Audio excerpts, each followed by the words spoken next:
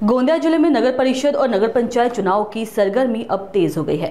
गोंदिया नगर परिषद की चुनाव जल्द घोषित होने वाले हैं, जिसके लिए कांग्रेस ने अपनी तैयारियां शुरू कर दी है।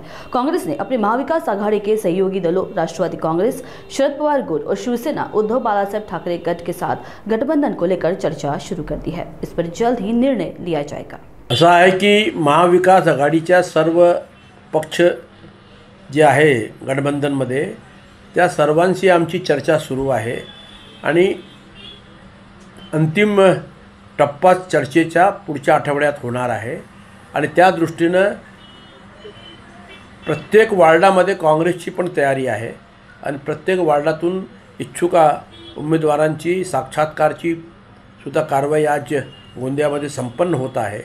मला पूर्ण विश्वास आहे की महाविकास आघाडी गठबंधनच्या इतर पक्षांना बरोबर घेऊन पुढची निवडणुकीमध्ये काँग्रेस एक मोठी ताकद म्हणून उभी राहणार आहे।